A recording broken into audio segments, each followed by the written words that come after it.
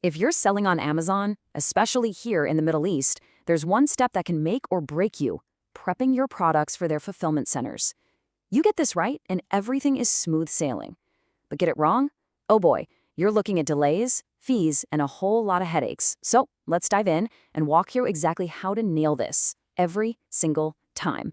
So, you've done it. You found your product, you build your listing, and now you have a box of inventory sitting there ready to go to an Amazon warehouse. I mean, that's a huge moment. But honestly, this is also the part where a tiny mistake can cause a huge problem. And trust me, getting it wrong is a real nightmare. We're talking about your precious inventory, your money, just sitting on a loading dock for weeks, not being checked in. Or worse, getting rejected completely. Or maybe Amazon just charges you extra fees to fix everything you did wrong. Let's make sure none of that ever happens to you. To keep things from getting overwhelming, we've boiled this whole process down into a really simple 3-step roadmap. It's easy to remember. First, we'll look at the individual product, what we call the unit. Then we'll look at the big box it all goes in, the carton, and finally we'll cover the shipment, getting it to Amazon. See? Simple. Let's start with the unit. All right, let's kick it off with step 1, the unit. This is all about prepping each individual item you plan to sell. This is the absolute foundation of the whole process. You gotta get this part right.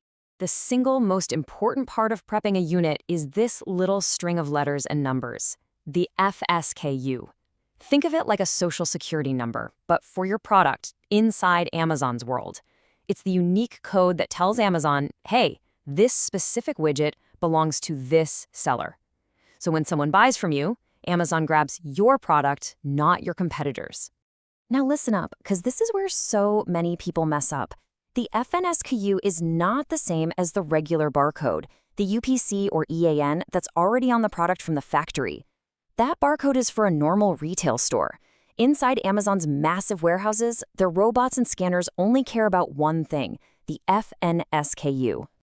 So how do you use it? The rules are simple, but they are strict. Every single item needs its own FNSKU label, no exceptions, and you have to stick it right on top of the old manufacturer's barcode, completely covering it up. We don't want to confuse the scanners. And finally, make sure you put it on a nice, flat surface so the scanner can read it easily. Okay, sticking a label on a simple box is easy enough. But what if you're selling something a little more, complicated? What about a bundle of items or a t-shirt or something made of glass? Well, that's where special prep comes in. If you're selling a bundle of multiple items, you have to put them all in a single poly bag and add a sticker that says sold as set. Otherwise, Amazon might open it up and sell the pieces individually. For stuff like clothes, they need a poly bag to protect them from dust and dirt. And for anything fragile, well, that's just common sense. Bubble wrap it and put a big fragile sticker on it. Awesome! Your individual units are all prepped and looking good. Now we zoom out a bit for step 2. The carton. This is the master shipping box that you're going to put all those perfect little units into. And just like the Unite has its own special label, so does the carton. This is called the shipping label. You get this directly from Amazon when you create your shipping plan in Seller Central. This label is like the passport for the entire box. It tells the warehouse exactly what's supposed to be inside.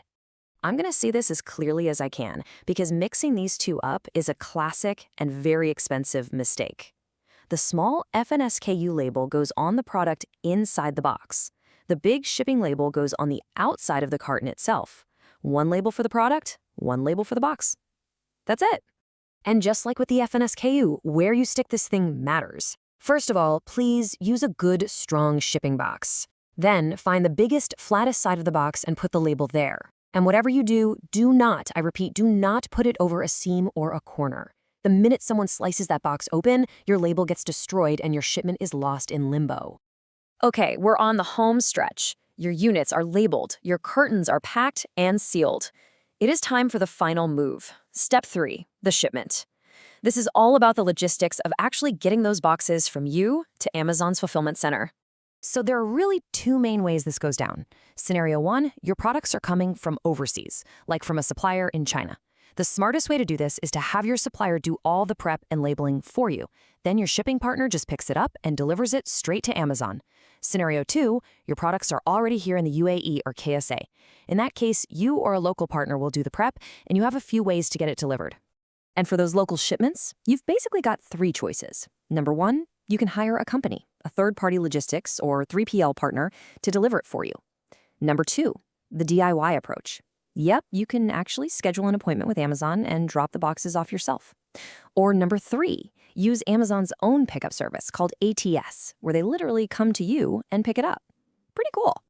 So we've covered the unit, the carton, and the shipment. We've gone through the whole process. But what's the big reward for getting all these little details right? Let's talk about the final takeaway. 24. This number is your reward. 24 hours. When you follow every single one of these steps correctly, this is how quickly your shipment can be received, checked in, and your products become available for sale online. If it takes any longer than that, you can almost guarantee a mistake was made somewhere in the prep process. So let's just boil it all down into one final checklist. First, always start by creating your shipping plan in Seller Central. That's what generates the labels you need. Second, print and apply those labels perfectly. FSQs on the units, shipping labels on the cartons. And third, pick your delivery method and send it off. That's the whole game right there. And I think this really sums it all up. It should not be lying in Amazon receiving forever because there has been some problem with the way that you follow the guidelines. Just think about that. Your inventory is your cash. You can't afford to have it just sitting on a dock, going nowhere, all because of a misplaced sticker. Following this process is what keeps your business moving. Honestly, mastering this process is a massive win. It takes what feels like a complicated nightmare and turns it into a smooth, simple, repeatable system. And when that happens, you're free to stop worrying about logistics and start focusing on the big picture. So with your prep process totally dialed in, what's your next move to really grow and scale this business?